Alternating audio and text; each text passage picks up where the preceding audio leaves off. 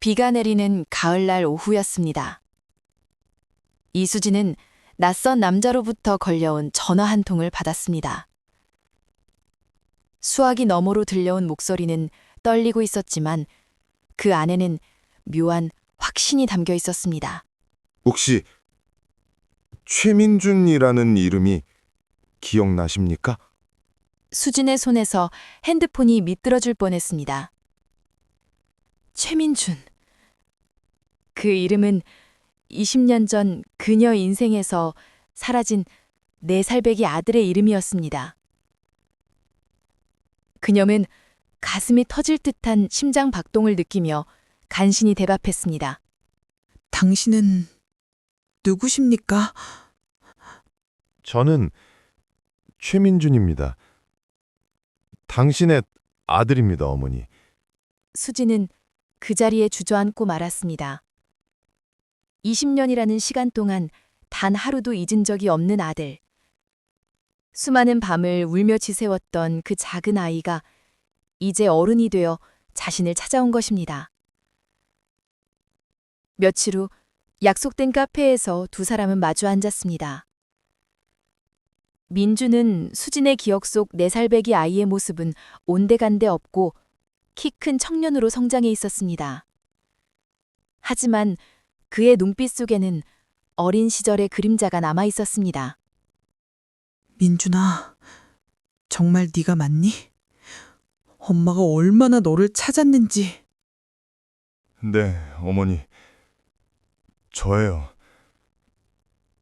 20년이 지났지만 저는 어머니를 기억합니다. 희미하지만 어머니의 목소리와 따뜻했던 품을 기억해요. 수진은 참았던 눈물을 터뜨렸습니다. 그녀는 아들의 손을 꽉 잡았습니다. 하지만 민준의 표정은 묘하게 굳어 있었습니다. 그에게는 어머니에게 반드시 말해야 할 이야기가 있었던 것입니다. 어머니, 제가 오늘 어머니를 찾아온 건 단순히 재회하기 위해서만은 아닙니다. 어머니께 꼭 여쭤봐야 할 것이 있어요. 박미란이라는 이름 기억하십니까? 그 순간 수진의 얼굴에서 핏기가 싹 가셨습니다. 박미란. 그 이름은 20년 전 그녀의 남편과 불륜을 저질렀던 여자의 이름이었습니다. 남편을 죽음으로 몰고 갔던 그 비극적인 교통사고 당일 조수석에 타고 있던 바로 그 여자였습니다. 그 여자를 어떻게 알고 있니? 그 여자가 저를 키웠습니다. 20년 동안. 수진은 믿을 수 없다는 표정으로 아들을 바라봤습니다. 세상에 이런 잔인한 우연이 있을 수 있을까요? 아니, 이것은 우연이 아니었습니다. 민준의 다음 말이 그것을 확인시켜 주었습니다. 우연이 아닙니다, 어머니. 그 여자가 저를 납치했어요. 20년 전 어머니가 병원에 입원해 계신 그 사이에 말이죠. 제가 겪었던 일들을 말씀드리겠습니다. 시간은 20년 전으로 거슬러 올라갑니다. 4살이었던 민주는 유치원 정문 앞에서 이모를 기다리고 있었습니다. 선생님이 옆에서 함께 기다려주고 있었습니다. 햇살이 따스한 오후였습니다. 민주는 그날 유치원에서 그린 그림을 엄마에게 빨리 보여주고 싶었습니다. 하지만 엄마는 며칠째 집에 오지 않았습니다. 이모가 엄마가 조금 아프셔서 병원에 계신다고 했지만 민주는 그게 무슨 뜻인지 잘 몰랐습니다. 민준아, 이모 오실 때까지 선생님이랑 여기서 기다리자. 네, 선생님. 근데 엄마는 언제 와요? 그때 한 여자가 유치원 정문으로 다가왔습니다.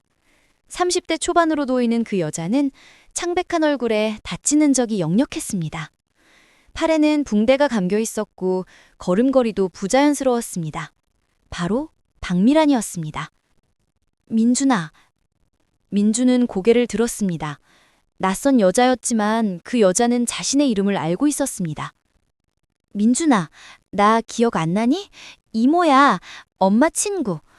엄마가 지금 병원에 계셔서 이모가 데리러 왔어. 저 실례지만 혹시 신분증 확인 가능할까요? 저희는 보호자 외에는 박미라는 준비해온 뒷 가방에서 수진의 사진과 민준의 어린 시절 사진을 꺼냈습니다. 그리고 수진이 입원한 병원 진료 확인서까지 보여줬습니다.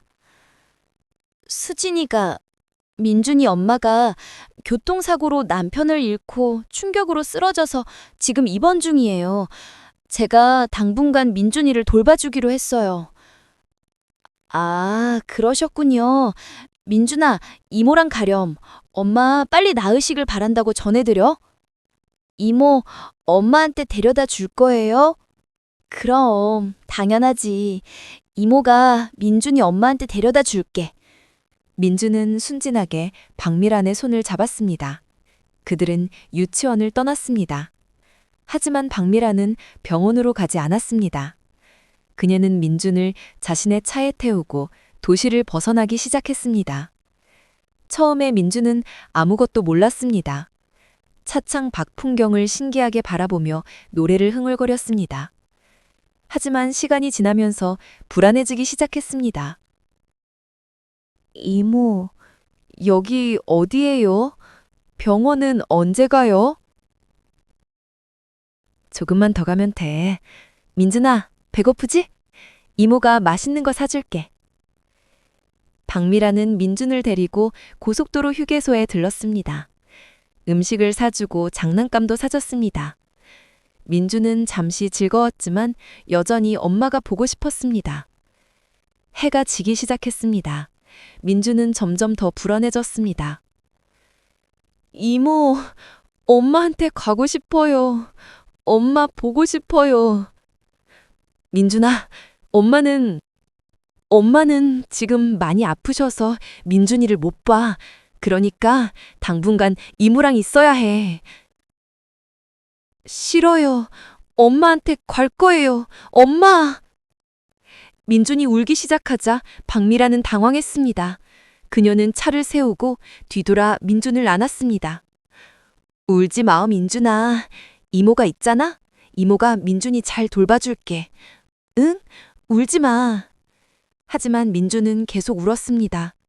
박미라는 결국 민준에게 수면제를 탄 우유를 먹였습니다. 민준은 곧 깊은 잠에 빠져들었습니다. 눈을 떴을 때 민준은 낯선 집에 있었습니다. 작고 어두운 방이었습니다. 창문은 커튼으로 가려져 있었고 문은 잠겨 있었습니다. 엄마, 어디에요? 엄마. 박미란이 방 안으로 들어왔습니다. 그녀는 민준 앞에 무릎을 꿇고 그의 어깨를 잡았습니다. 민준아, 잘 들어. 이제부터 여기가 우리 집이야. 그리고 나는 네 엄마야. 아니에요. 엄마는 다른 사람이에요. 집에 갈 거예요. 네 엄마는 너를 버렸어. 너를 원하지 않아서 병원에 입원한 척하면서 너를 내게 맡긴 거야. 거짓말이에요.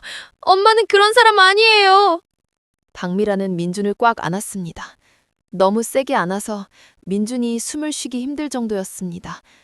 이제 나만 있으면 돼. 나만 보면 돼. 나를 엄마라고 부르렴, 민준아.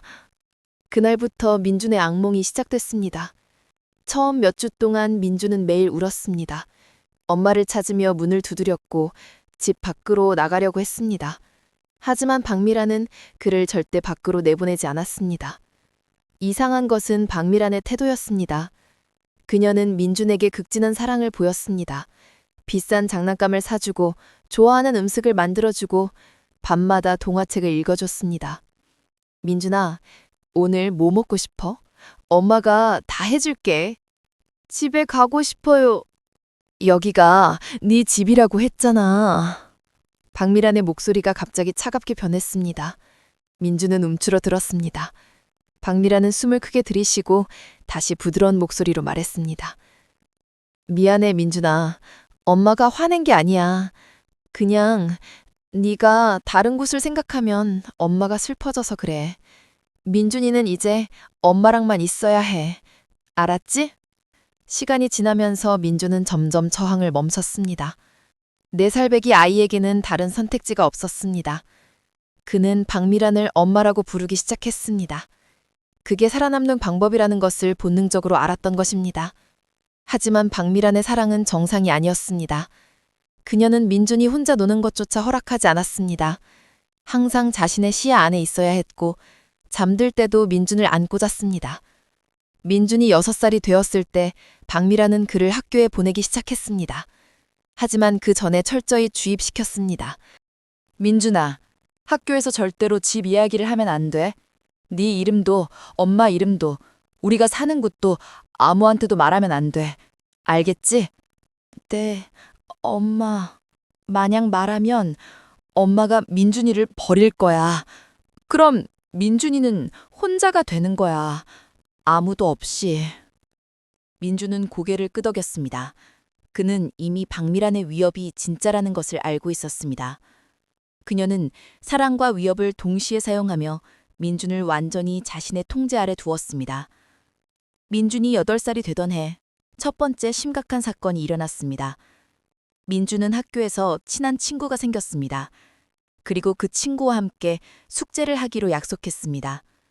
엄마, 오늘 친구네 집에 가서 숙제 같이 해도 돼요?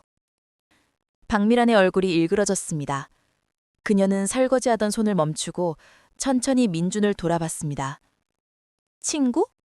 무슨 친구? 저랑 같은 반 친구인데.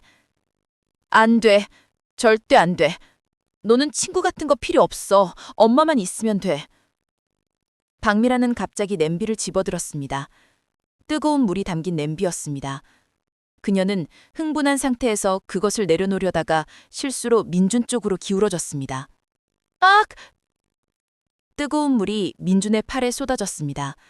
민준은 비명을 지르며 바닥에 쓰러졌습니다.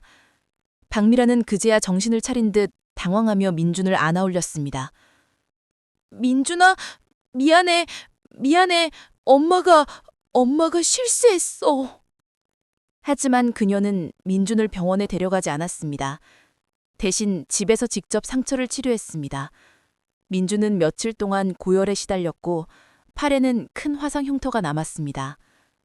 그날 이후 박미란은 울며 민준에게 사과했습니다. 미안해, 민준아. 엄마가 너무 화가 나서. 하지만 그건 다 너를 사랑해서 그래. 너를 다른 사람한테 빼앗길까봐 무서워서. 민준은 대답하지 않았습니다. 그는 이미 무언가가 잘못됐다는 것을 알고 있었습니다. 하지만 8살 아이가 무엇을 할 수 있었겠습니까? 시간이 흘렀지만 이런 일들은 계속해서 반복됐습니다. 박미란은 민준을 사랑한다고 말하면서도 그를 통제하고 있었습니다. 민준이 자신의 통제에서 벗어나려 할 때마다 폭력을 휘둘렀고 그 다음 날에는 울며 사과했습니다. 민준이 15살이 되었을 때 박미란의 집착은 더욱 이상한 형태로 변했습니다. 민준아, 너 정말 그 사람을 닮았구나. 누구요? 재혁이. 내가 사랑했던 사람. 박미란은 민준의 얼굴을 쓰다듬었습니다. 그녀의 손길은 이상했습니다. 어머니의 손길이 아니라 다른 무언가였습니다. 눈도, 코도, 인매도 모두 그 사람을 닮았어. 특히 이렇게 웃을 때 민준은 온몸에 소름이 돋았습니다. 그는 박미란의 손을 치워냈습니다. 그만하세요. 뭐? 엄마한테 그게 무슨 말투야? 박미란은 민준의 뺨을 때렸습니다. 민준은 비틀거리며 벽에 부딪혔습니다. 박미란은 숨을 헐떡이며 민준을 노려봤습니다. 너는 내 거야. 내가 너를 키웠어. 너는 내 말을 들어야 해. 그날 밤 민준은 자신의 방에 갇혀 울었습니다. 그는 알고 있었습니다. 이것은 정상적인 관계가 아니라는 것을. 하지만 탈출할 방법이 없었습니다. 민준이 18살이 되자 박미란은 그의 옷부터 머리 스타일까지 모든 것을 통제하기 시작했습니다. 이 옷 입어. 재혁이가 이런 스타일 좋아했어. 저는 이런 옷 안 좋아해요. 입으라고 했어. 민준은 결국 그 옷을 입었습니다. 저항할 힘이 없었습니다. 박미라는 만족스러운 표정으로 민준을 바라봤습니다. 완벽해. 이제 정말 완벽해. 민준은 거울 속 자신을 봤습니다. 그것은 자신이 아니었습니다. 박미란이 만들어낸 누군가의 모습이었습니다. 그 순간 민준은 결심했습니다. 반드시 이곳에서 벗어나야 한다고. 민준이 24살이 되던 해 운명적인 순간이 찾아왔습니다. 박미란이 며칠간 집을 비워야 하는 일이 생긴 것입니다. 민준아, 엄마 없는 동안 집에만 있어야 해? 알겠지? 어디 나가면 안 돼? 네. 박미란이 떠난 후 민준은 처음으로 혼자만의 시간을 가졌습니다. 그는 조심스럽게 집안을 돌아다니기 시작했습니다. 박미란의 방문 앞에 섰을 때 그의 심장이 빠르게 뛰었습니다. 이 안에 뭔가 있을 거야. 민주는 문을 열고 들어갔습니다. 방 안은 정돈되어 있었지만 묘한 긴장감이 감돌았습니다. 그는 옷장을 열고 서랍을 뒤지기 시작했습니다. 1시간 정도 지났을 때 민주는 옷장 맨 위 선반에서 낡은 상자를 발견했습니다. 먼지가 쌓인 것으로 보아 오랫동안 손을 대지 않은 것 같았습니다. 상자를 열자 민준의 손이 떨리기 시작했습니다. 안에는 사진들과 신문 스크랩, 그리고 서류들이 가득 들어 있었습니다. 첫 번째 사진. 젊은 여자가 4살쯤 되어 보이는 아이를 안고 환하게 웃고 있었습니다. 민주는 그 아이가 자신이라는 것을 직감적으로 알 수 있었습니다. 사진 뒷면에는 민준이 돌잔치 2001년이라고 적혀 있었습니다. 이게 내 진짜 엄마? 민주는 다른 사진들을 하나씩 살펴봤습니다. 행복한 가족의 모습, 그 여자와 남자, 그리고 어린 자신. 박미라는 그 어떤 사진에도 없었습니다. 다음으로 신문 스크랩을 봤습니다. 누렇게 변색된 신문 기사였습니다. 사업가 최재혁 씨 교통사고로 사망. 4세 아동 실종 사건 가족들 절규. 최민중 군 실종 20일째 경찰 수사 난항. 나는 납치된 거였어? 민준의 손에서 신문이 떨어졌습니다. 그는 바닥에 주저앉았습니다. 20년간 의심했던 것이 사실이었습니다. 박미라는 그의 진짜 어머니가 아니었습니다. 상자 안에는 더 충격적인 것들이 있었습니다. 병원 진료 기록, 박미란과 최재혁의 호텔 영수증, 그리고 두 사람이 함께 찍은 사진들. 박미란과 민준의 아버지는 불륜 관계였던 것입니다. 민준은 모든 서류를 꼼꼼히 읽었습니다. 사고 당일 최재혁과 박미란은 함께 여행을 가던 중이었습니다. 빗길에 차가 미끄러지면서 사고가 났고 최재혁은 그 자리에서 사망했습니다. 그리고 박미란은 한 달간 입원했습니다. 퇴원 직후 민준이 실종됐습니다. 이 여자가 나를... 민준은 모든 증거를 사진으로 찍었습니다. 그리고 원본은 다시 상자에 넣어 제자리에 놓았습니다. 박미란이 눈치채지 못하도록. 그날 밤 민준은 잠을 이룰 수 없었습니다. 그의 머릿속에는 수많은 생각이 소용돌이 쳤습니다. 박미란이 돌아왔을 때 민준은 아무렇지 않은 척했습니다. 하지만 그의 내면에서는 복수의 불씨가 타오르기 시작했습니다. 그 후 몇 년간 민준은 철저히 조사했습니다. 인터넷으로 옛 신문 기사를 찾아보고 실종아동센터에 문의하고 당시 사건을 담당했던 경찰관들을 추적했습니다. 그리고 마침내 그는 진짜 어머니의 이름을 찾아냈습니다. 이수진. 그 이름을 봤을 때 민준은 희미한 기억이 떠올랐습니다. 따뜻한 목소리, 부드러운 손길, 그리고 사랑의 감촉. 민준은 이수진의 현재 거주지를 알아냈고 조심스럽게 연락을 취했습니다. 그렇게 해서 20년 만에 재회가 이루어진 것입니다. 카페에서 민주는 어머니 수진에게 모든 이야기를 털어놓았습니다. 수진은 민물을 흘리며 아들의 이야기를 들었습니다. 민준아, 엄마가 정말 미안해. 네가 그런 고통을 겪는 동안 엄마는 어머니 잘못이 아닙니다. 이 모든 건 박미란의 잘못이에요. 민주는 잠시 망설이다가 입을 열었습니다. 어머니, 저는 그 여자에게 복수하고 싶습니다. 하지만 단순히 경찰에 신고하는 것으로는 부족해요. 그 여자가 저에게 했던 것처럼 저도 그 여자를 천천히 무너뜨리고 싶습니다. 민준아, 그건 위험하지 않겠니? 괜찮습니다. 저는 이미 계획을 세웠어요. 그 여자의 모든 패턴은 알고 있으니까요. 민주는 가방에서 작은 상자를 꺼냈습니다. 그 안에는 초소형 CCTV 카메라들이 들어 있었습니다. 이걸 집안 곳곳에 설치할 겁니다. 그 여자가 모르게. 그리고 그 여자를 자극해서 본색을 드러내게 만들 거예요. 하지만 그게 너무 위험한 거 아니니? 만약 그 여자가 너를 다치게 하면 각오는 되어 있습니다. 그리고 어머니, 제가 매일 연락드릴게요. 만약 이틀 이상 연락이 안 되면 바로 경찰에 신고해 주세요. 수진은 아들의 결심을 보고 더 이상 말리지 않았습니다.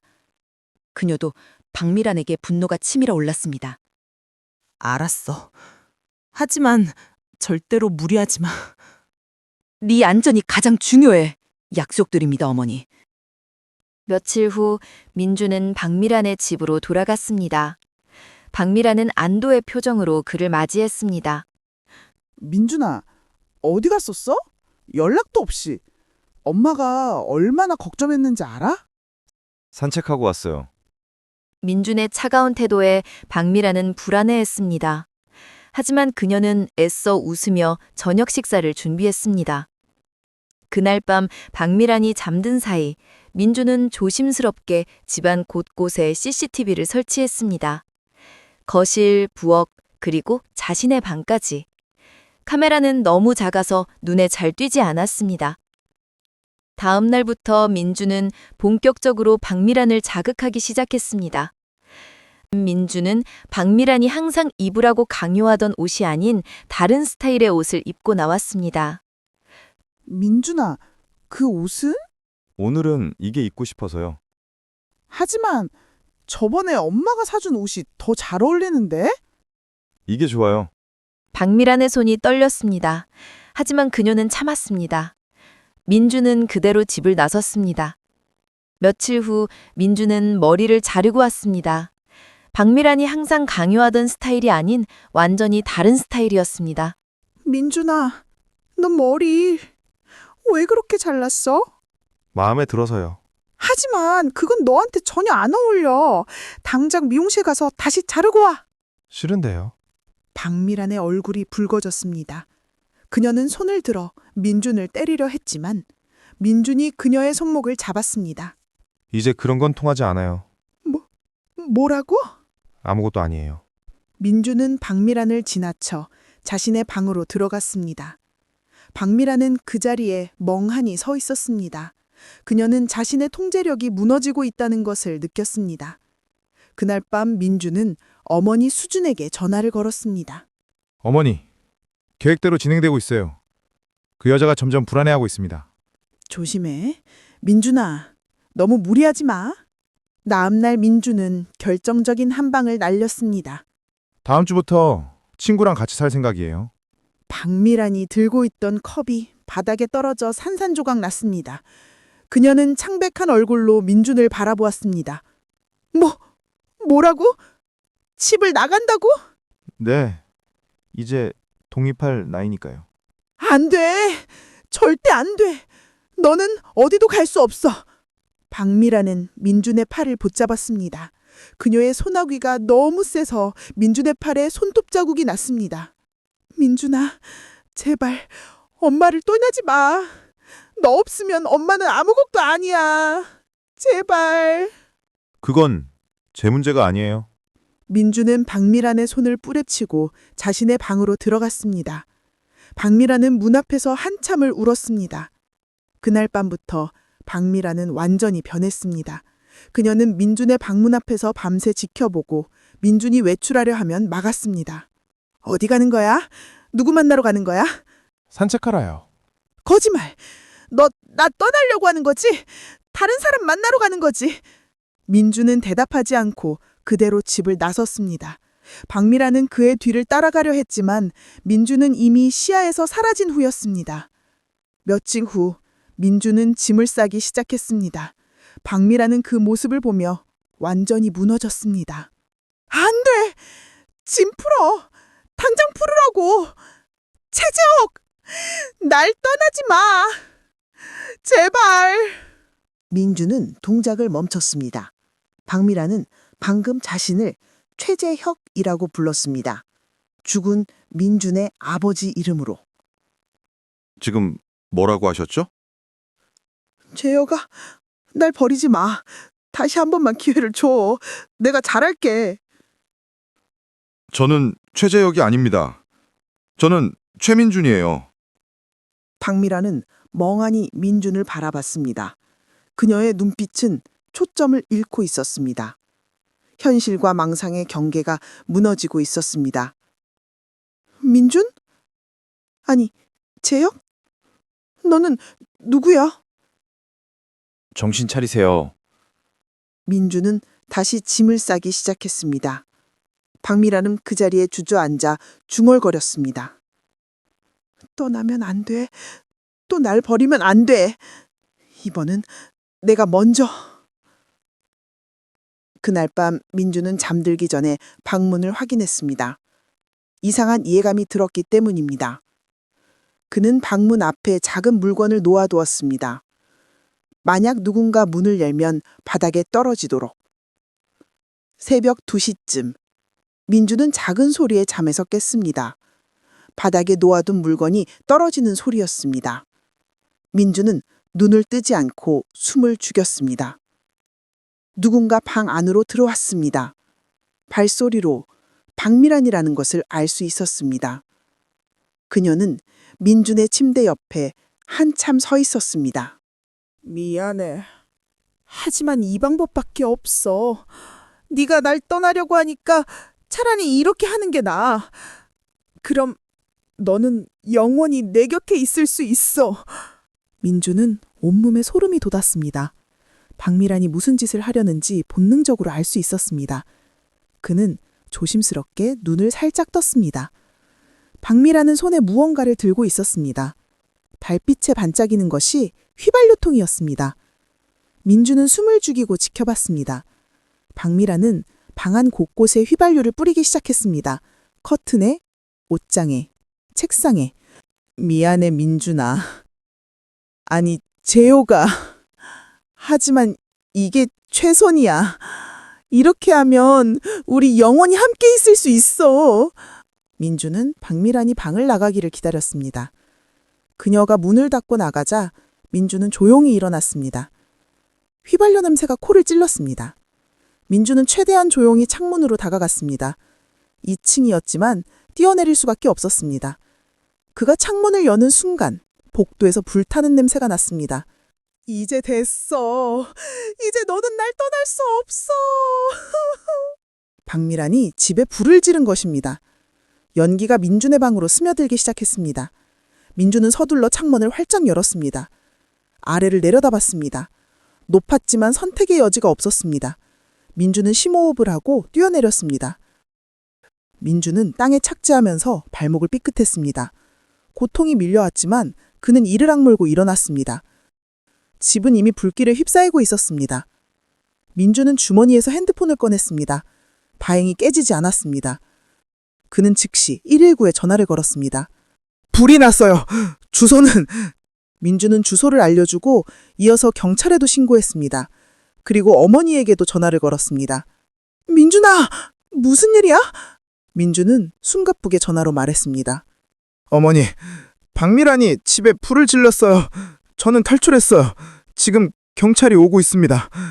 뭐라고? 지금 어디 있어? 다친 데는 없어? 괜찮아요. 발목을 조금 다쳤지만 괜찮습니다. CCTV에 모든 게 녹화됐어요. 증거는 확보했습니다. 곧 소방차와 경찰차가 도착했습니다. 소방관들이 불을 끄기 시작했고 경찰은 민준에게 나가갔습니다. 괜찮으십니까? 혹시 집안에 다른 사람은? 민준이 급하게 말했습니다. 박미란이라는 여자가 있어요.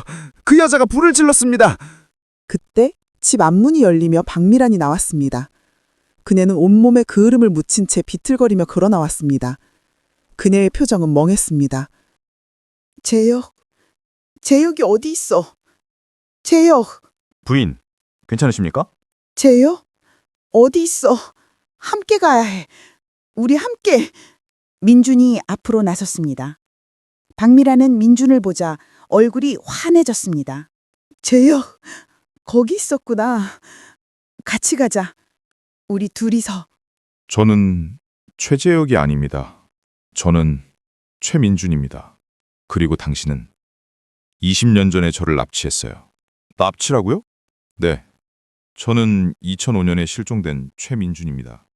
이 여자가 저를 납치해서 20년간 감금하고 떼었습니다. 그리고 오늘 밤 제가 집을 떠나려 하자 저를 죽이려고 집에 불을 질렀어요. 증거가 있습니까? 여기 있습니다. 제가 집안에 설치한 CCTV 영상입니다. 이 여자가 제 방에 휘발유를 뿌리고 집에 불을 지르는 장면이 모두 녹화되어 있습니다. 민준은 핸드폰으로 실시간 CCTV 영상을 보여줬습니다. 클라우드에 자동으로 저장되도록 설정해 둔 것입니다. 경찰들은 영상을 보며 표정이 굳어졌습니다. 영상 속에는 박미란이 민준의 방에 몰래 들어가 휘발유를 뿌리는 장면이 그리고 복도에 불을 지르는 장면이 선명하게 담겨 있었습니다. 박미란 씨, 현행범으로 체포하겠습니다. 방화 및 살인 미수혐입니다. 경찰이 박미란에게 다가가자 박미란은 갑자기 민준에게 달려들었습니다. 재혁아, 날 버리지 마. 제발 우리 함께 가자. 같이 있자. 경찰이 박미란을 제지했습니다. 하지만 그녀는 계속 소리쳤습니다. 나는 잘못한 거 없어. 나는 그냥 사랑했을 뿐이야. 재혁이를 사랑했고 민준이를 사랑했어. 그게 뭐가 잘못됐어? 그게 사랑이라고 생각해요?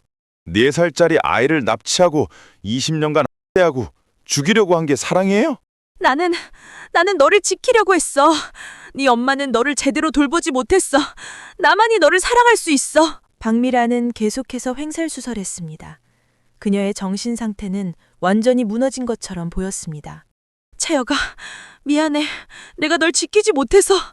하지만 이제는 민준이가 있잖아. 민준이가 너를 닮았잖아. 그러니까 괜찮아. 우리 괜찮아. 부인, 조용히 하시죠. 당신은 체포됐습니다. 박미란은 수갑이 채워지는 순간에도 계속 민준을 바라보았습니다. 민준아, 엄마를 용서해줘. 엄마는 너를 사랑해. 정말 사랑한다고. 돌아와. 제발 돌아와줘. 박미란은 경찰차에 실려갔습니다. 그녀는 차 안에서도 계속 소리쳤습니다.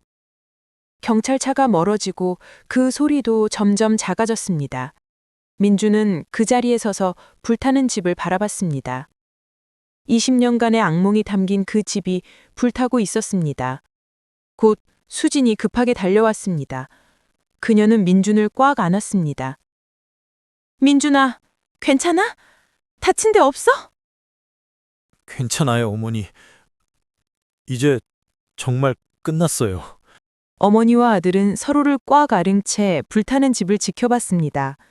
그 집과 함께 민준의 고통스러운 과거도 타올라 사라지고 있었습니다. 박미란은 즉시 구속됐습니다. 경찰 조사에서 그녀는 계속해서 횡설수설했고 현실과 망상을 구분하지 못하는 모습을 보였습니다. 조사실에서도 박미란은 민준을 재혁이라고 부르며 계속 애원했습니다. 재혁아, 날 데려가줘. 우리 함께 있자. 민준이도 데려가자. 우리 셋이서. 박미란 씨, 정신 차리세요. 최재혁 씨는 20년 전에 사망했습니다. 아니야, 죽지 않았어. 민준이가 있잖아. 민준이가 재혁이야. 경찰은 박미란의 정신 상태를 파악하기 위해 정신과 의사를 불렀습니다. 의사의 소견은 명확했습니다. 피의자는 심각한 정신질환을 앓고 있습니다.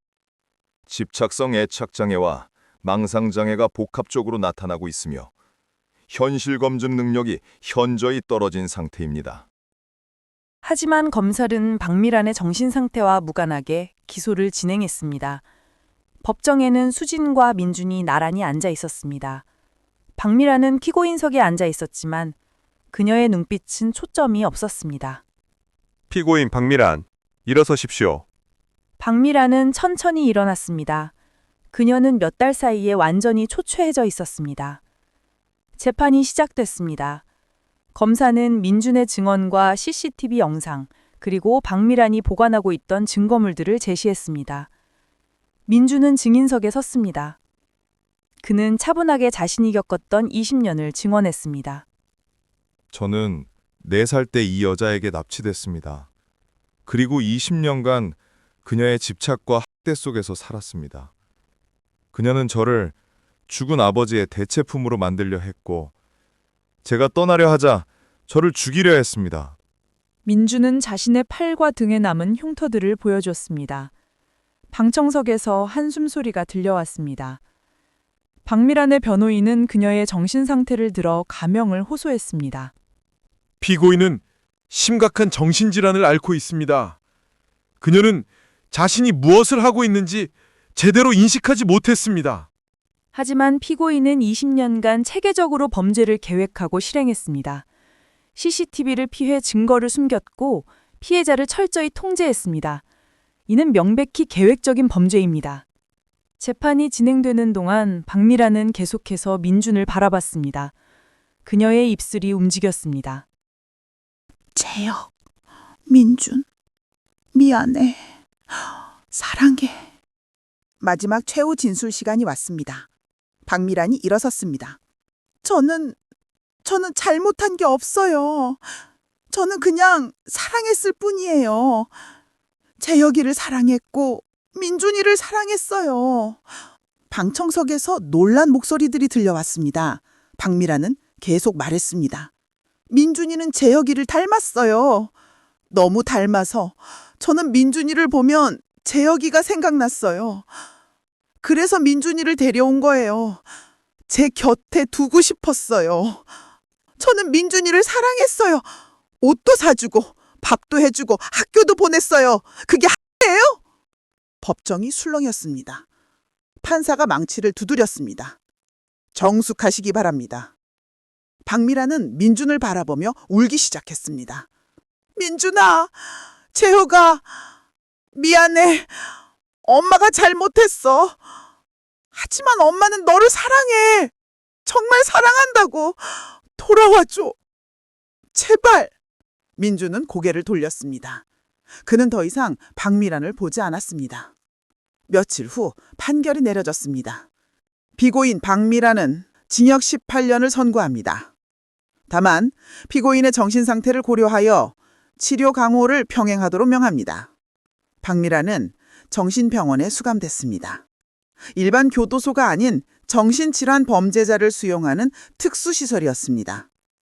그곳에서도 박미란은 계속해서 민준과 재혁의 이름을 불렀습니다. 그녀의 벽에는 그녀가 그린 그림들이 가득했습니다. 민준의 얼굴, 재혁의 얼굴, 그리고 세 사람이 함께 있는 그림. 우리 곧 다시 만날 수 있어. 민준이가 엄마를 용서해 줄 거야. 그렇지, 재혁. 하지만 민준은 다시는 그녀를 찾아가지 않았습니다. 재판이 끝난 후 민준과 수지는 새로운 삶을 시작했습니다. 민준은 어머니와 함께 살기 시작했고 천천히 과거의 상처를 치유해 갔습니다. 처음에는 쉽지 않았습니다. 민준은 밤마다 악몽을 꿨고 갑자기 불안해하고 났습니다. 수지는 그런 아들 곁에서 인내심을 갖고 지켜줬습니다. 민준아, 괜찮아. 엄마가 여기 있어. 이제 안전해. 어머니, 제가 정말 자유로운 건가요? 그 여자가 다시 저를 찾아오지 않을까요? 그 여자는 이제 너한테 올 수 없어. 너는 자유야, 민준아. 몇 달이 지나자 민준은 조금씩 웃을 수 있게 됐습니다. 진짜 자신의 모습을 찾아가기 시작했습니다. 어머니, 저 오늘 대학원 입학원서를 냈어요. 정말? 무슨 전공이니? 심리학이요. 저처럼 상처받은 사람들을 돕고 싶어요. 제 경험이 누군가에게 도움이 될 수 있다면 그게 의미 있을 것 같아요. 수지는 아들을 자랑스러운 눈빛으로 바라봤습니다. 민주는 자신의 고통을 딛고 더 강한 사람으로 성장하고 있었습니다. 1년 후, 민주는 대학원에 합격했습니다. 그는 심리학을 공부하며 피해자들에 대해 연구하기 시작했습니다. 어느 봄날, 민준과 수지는 공원을 산책하고 있었습니다. 벚꽃이 흩날리는 아름다운 날이었습니다. 민준아, 행복하니? 네, 어머니. 정말 행복합니다. 어머니 곁에 있으니까요. 엄마도 행복해. 네가 돌아와줘서. 그리고 이렇게 웃을 수 있게 돼서. 두 사람은 벚꽃길을 걸으며 이야기를 나눴습니다. 과거의 고통은 여전히 남아 있었지만 이제 그것은 그들을 무너뜨리지 못했습니다. 몇 년이 흘렀습니다. 민준은 대학원을 졸업하고 심리상담사로 일하기 시작했습니다. 민준의 사무실 책상 위에는 어머니와 함께 찍은 사진이 놓여 있었습니다. 두 사람은 행복하게 웃고 있었습니다. 수진도 새로운 삶을 살고 있었습니다. 그녀는 실종아동 가족들을 돕는 자원봉사 활동을 시작했습니다. 포기하지 마세요. 저도 20년을 기다렸지만 결국 제 아들을 찾았어요. 희망을 잃지 마세요. 민준이 30살이 되는 해, 그는 결혼을 했습니다. 그의 아내는 민준의 과거를 모두 알고 있었지만 그를 있는 그대로 사랑했습니다. 결혼식장에서 수지는 눈물을 흘렸습니다. 행복의 눈물이었습니다. 민준아, 정말 축하해. 너무 행복해 보여서. 엄마도 기뻐. 어머니가 계셔서 제가 이렇게 행복해질 수 있었어요. 감사합니다, 어머니. 민준의 신부가 다가와 수진을 안았습니다. 어머님, 제가 민준 씨 잘 지켜드릴게요. 고마워, 얘야. 우리 민준이 잘 부탁해. 결혼식은 따뜻한 분위기 속에서 진행됐습니다. 민준은 처음으로 진정한 사랑이 무엇인지 알게 됐습니다. 박미란이 보여줬던 왜곡된 집착과는 완전히 다른 진짜 사랑이었습니다. 몇 년 후, 민준과 그의 아내 사이에 아이가 태어났습니다. 민준은 갓난아기를 안고 눈물을 흘렸습니다. 어머니, 제가 아버지가 됐어요. 축하해, 민준아. 넌 분명 훌륭한 아버지가 될 거야. 민준은 아기를 바라보며 다짐했습니다. 이 아이에게는 진정한 사랑과 자유를 주겠다고.